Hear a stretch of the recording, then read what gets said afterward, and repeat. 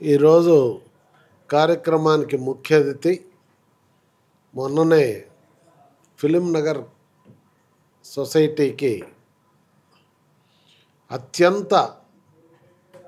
అత్యధికమైనటువంటి మెజారిటీతో అందరి మన్ననలు పొంది గెలిచినటువంటి కెఎస్ రామారావు గారు వారిని ఈరోజు అభినందించటానికి ఎన్టీఆర్ లిటరేచర్ కమిటీ మా ఆఫీస్కి ఆహ్వానించటం జరిగింది.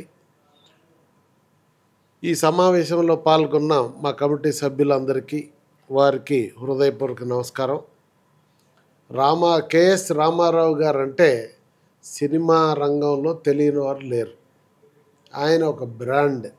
ఏ పని చేసినా పర్ఫెక్ట్గా చేస్తాడు, నిక్కచ్చిగా చేస్తారు అనేటటువంటిది ఆయనకున్నటువంటి బ్రాండ్.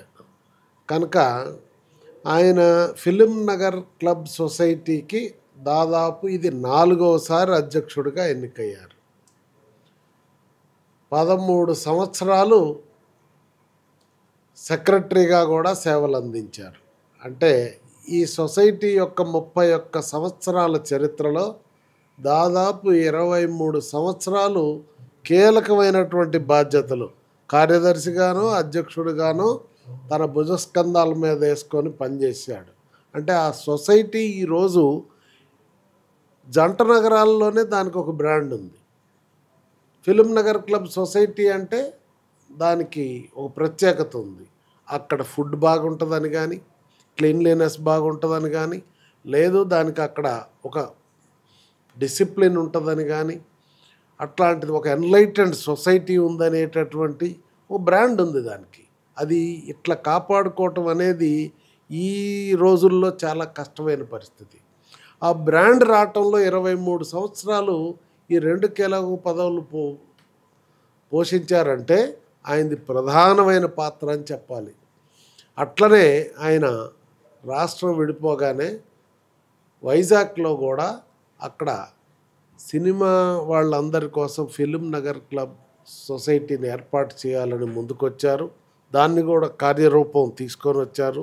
త్వరలోనే వారు చేసినటువంటి పనికి ఫలితాలు రావాలని చెప్పేసి మనస్ఫూర్తిగా ఆశిస్తూ కోరుకుంటూ, వారికి కావాల్సిన పని ఏదున్నా సరే ఆంధ్రప్రదేశ్ ప్రభుత్వంలో తప్పకుండా దగ్గరుండి చేపిస్తామని హామీ ఇస్తూ, వారి పదవీ కాలం మళ్ళా ఒక ప్రత్యేకతను సంతరించుకునే విధంగా ఫిలిం నగర్ క్లబ్ సొసైటీ చరిత్రలో నిలిచిపోయే విధంగా పనిచేసే అవకాశం భగవంతుడు వారికి కల్పించాలని ఈ సందర్భంగా వారికి హృదయపూర్వకమైన శుభాకాంక్షలు తెలియజేస్తూ నమస్కారం. జనార్దన్ గారికి, టీడీ జనార్దన్ గారికి, ఇతర సభ్యులకు, మిత్రులకు అందరికీ నమస్కారం. ఈ సందర్భంగా ఆంధ్రప్రదేశ్ గవర్నమెంట్, ఆంధ్రప్రదేశ్ ముఖ్యమంత్రి గారికి ఒక ముఖ్యమైన విన్నపం. ఆంధ్రప్రదేశ్లో ఫిలిం పరిశ్రమ ఖచ్చితంగా అప్పట్లో మద్రాసు నుంచి ఎట్లా హైదరాబాద్ వచ్చి స్థిరపడిందో అలాగే ఆంధ్రప్రదేశ్లో కూడా ఖచ్చితంగా మీ సారథ్యంలో ఖచ్చితంగా స్థిరపడుతుందని నమ్మకం ఉంది. దానికి కావలసిన ఏర్పాట్లు చేయటానికి మీరు అనేక సందర్భాల్లో ప్రకటించారు, ప్రోత్సహించారు. విశాఖపట్నంలో జరిగి తీరాలి అని మీరు ముఖ్యమంత్రిగా పనిచేసిన అన్ని సందర్భాల్లోనూ ఎంకరేజ్ చేశారు. అయితే రకరకాల రీజన్స్తో, అనేక కారణాలు దానికి రీజన్స్తో అక్కడ స్థిరపడటానికి ఇప్పటిదాకా కుదరలా. కానీ ఇప్పుడు అమరావతి రాజధానిగా వచ్చిన తర్వాత ముఖ్యమంత్రి గారిగా మీకు విన్నపం నేను చేసేది ఏంటంటే, ఒక కొంత అనుభవం ఉన్న నిర్మాతగా ఖచ్చితంగా అమరావతి అనే క్యాపిటల్లో ఎక్కడైనా ఇండస్ట్రీ అనేది క్యాపిటల్లోనే ముందు బాగా ఫ్లరిష్ అవుతుంది, అభివృద్ధి చెందుతుంది. కాబట్టి అమరావతి చుట్టుపక్కల ఎక్కడైనా కానీ ఫిలిం నగర్, ఇప్పుడు ఫిలిం నగర్ ఎట్లయితే ఉందో అట్లా ఒక 100 ఎకరాలు, film city, Ramoji film city లాంటిది ఒక 100-200 ఎకరాలు, అలాగే ఖచ్చితంగా పూనా ఫిల్మ్ ఇన్స్టిట్యూట్ లాంటిది మనకి ఆంధ్రప్రదేశ్లో కూడా వైజాగ్, తిరుపతి, విజయవాడ పట్టణాల్లో ఖచ్చితంగా అట్లాంటివి రావాలి. ఇవన్నీ కలిపి ఆ 3 ఏరియాల్లోనూ స్టూడియోలాగా, తిరుపతి కాకపోతే కర్నూలు, ఈ ఏరియాల్లో స్టూడియోలు కూడా మీరు ఎంకరేజ్ చేస్తే ఖచ్చితంగా ఫిల్మ్ ఇండస్ట్రీ డెవలప్ అవుతుంది.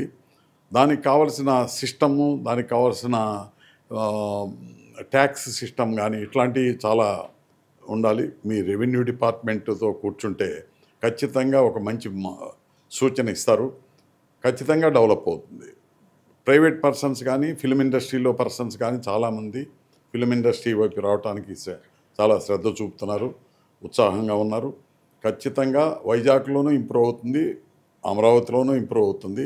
ఈ దగ్గరగా 2 గంటల లోపు వెళ్ళే కర్నూలులోనూ ఇంప్రూవ్ అవుతుంది.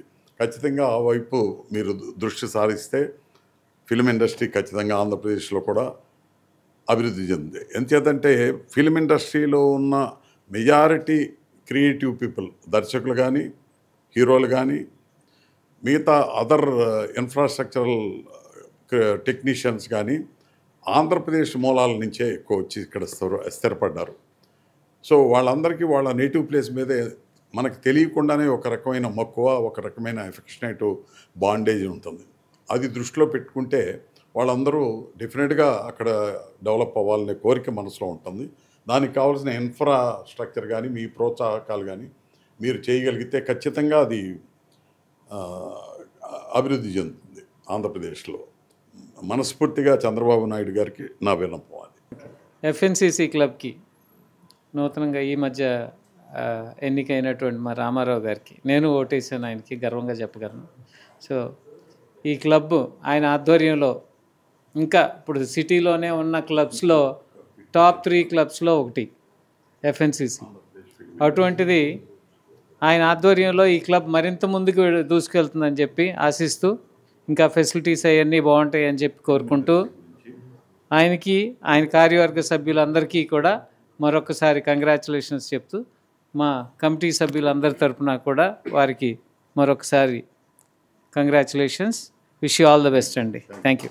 కెఎస్ రామారావు గారంటే ఒక బ్రాండు అని మా చైర్మన్ గారు ఇందాక చెప్పారు. ఆ మాట అక్షరాల నిజం.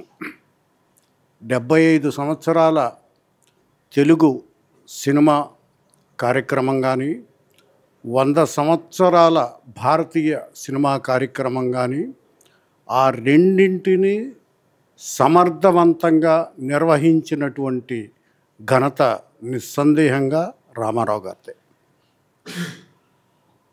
రామారావు గారికి ఎన్టీఆర్ సెంటినరీ సెలబ్రేషన్స్ కమిటీకి ఏమిటి సంబంధం? ఎందుకు ఇవాళ రామారావు గారిని మా చైర్మన్ గారు ఇన్వైట్ చేశారంటే, ఫిల్మ్ నగర్ కల్చరల్ సెంటర్కి మొట్టమొదట స్థలం కేటాయించింది మహానటుడు, ప్రజానాయకుడు ఎన్టీ రామారావు గారు. కాకపోతే ఫైల్ అంతా కూడా పుటప్ చేసే టైంకి రాజకీయ కారణాలు వల్ల చంద్రబాబు గారు రావటం, చంద్రబాబు గారు వెంటనే రామారావు గారు ఇచ్చిన స్థలం కాబట్టి వెంటనే మరొక ఫైలు పెట్టి జీవో తీసుకొచ్చి ఆ స్థలాన్ని కేటాయించటం జరిగింది. అది కాకుండా డివిఎస్ రాజు గారు, పద్మశ్రీ డివిఎస్ రాజు గారు తెలుగు సినిమా రంగంలో అజాత శత్రువు. ప్రతి సంస్థకు మొట్టమొదటి అధ్యక్షుడిగా ఉండి సమర్థవంతంగా నడిపించినటువంటి రాజుగారు, ఇందాక రామారావు గారు చెప్పినట్టు, రామారావు గారు మొదట నిర్మించిన సినిమాలకు రాజుగారు కూడా పార్ట్నర్. వాళ్ళిద్దరూ ఎంత సన్నిహితులంటే, సొంత తమ్ముడు త్రివిక్రమరావు గారైతే ఒక తల్లికి పుట్టకపోయినా రాజుగారిని తమ్ముళ్లాగా చూసుకునేవారు రామారావు గారు.